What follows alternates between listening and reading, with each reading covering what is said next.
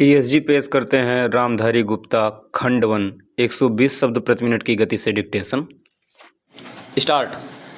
सभापति महोदय, किसानों की उपज की आप ना अधिक कीमत दे सकते हैं, ना अधिक उपजाने के लिए जो साधन देश में उपलब्ध हैं उनकी तरफ आपका ध्यान जा रहा है।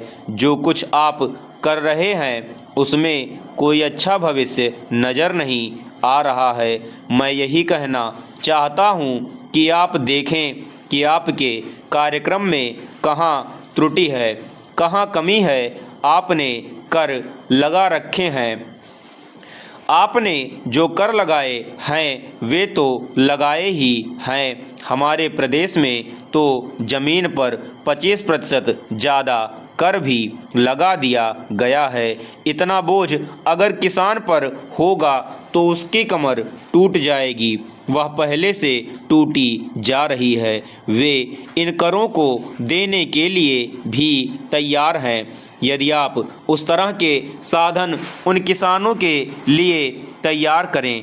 हमारे उत्तर प्रदेश के कुछ ज़िले हैं, पूर्वी ज़िले हैं जहां पर बहुत बुरी स्थिति है।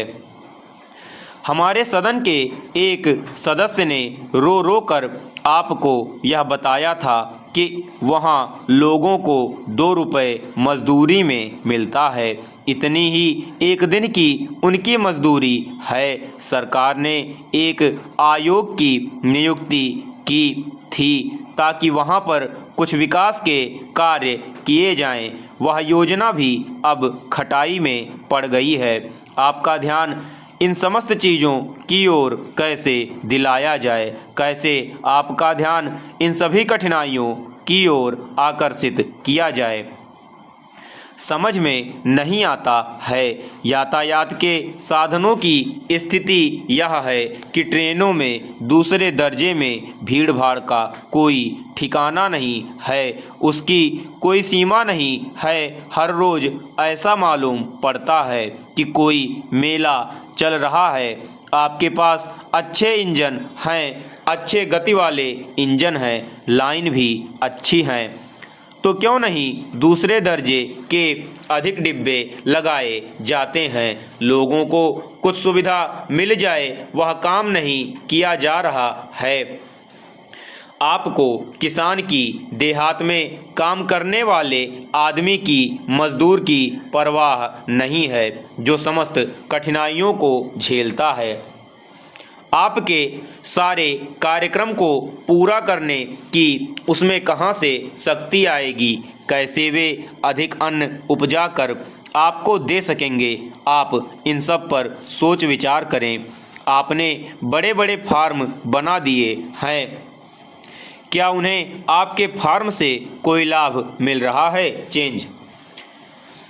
सभापति महोदय, सरकार ने कई कृषि फार्म खोले हैं, क्या ये फार्म घाटे में नहीं चल रहे हैं? अगर सारे खर्च जोड़ दिए जाएं, बड़े बड़े अधिकारियों के वेतन जोड़ दिए जाएं, तो पता चलेगा कि सारे ये कृषि फार्म घाटे में चल रहे हैं। क्या इसी तरह से आप सारे किसानों को घाटे पर खेती करने के लिए मजबूर करेंगे? जिस क्षेत्र से मैं आता हूँ वहाँ एक पुल बना है। मैंने 10 वर्ष तक अपनी विधानसभा में इस पुल के लिए कोशिश की है। जिस दिन से मैं यहाँ आया हूँ बराबर उसकी चर्चा करता आ रहा हूँ, बराबर कोशिश कर रहा हूँ। मैं कहता हूँ कि गंगा पर वह पुल बने। उस पुल को बनाने का आश्वासन भी मिला था। एक प्रश्न के लिखित उत्तर में यह जवाब दिया गया था, यह कहा गया था कि इसको हाथ में लिया जाएगा। अब मालूम हुआ है कि उस योजना को उठाकर ताक पर रख दिया गया है और यह पुल नहीं बनेगा। इन लोगों ने क्या कसूर किया है, यह मैं आपसे जानना चाहता हूँ। हमारे क्षेत्र के लोगों ने पाकिस्तान की लड़ाई में सरकार को हर तरह का सहयोग दिया था। हर तरह की सहायता दी थी। हमारे यहाँ के नौजवान भी मोर्चे पर जाकर डटे। जिस समय पाकिस्तान के साथ हमारा युद्ध चल रहा था तो कहीं कोई बात नहीं थी, अन्न की कमी कहीं नहीं थी। अन्न की कमी भी हमारे विरोधी साथी पैदा करते हैं, जो यह चाहते हैं कि सरकार असफल हो जाए। जो लोग ये कहते हैं उसको आप समझें। एक तरफ तो हमारे मित्र की बात है जो देश के बड़े बड़े शहरों में दंगे करवाते हैं, दूसरी तरफ हम हैं जो कि इनकी बातों को समझ नहीं पाते। इनको सभी वे लोग मिल जाते हैं जो बेकार होते हैं या जो दंगे करवाने के लिए उत्सुक हैं। इसलिए सरकार का इन सारी चीज़ों की तरफ ध्यान जाना चाहिए और उसको सोचना चाहिए कि क्या तरीका इन सब से बचने का हो सकता है।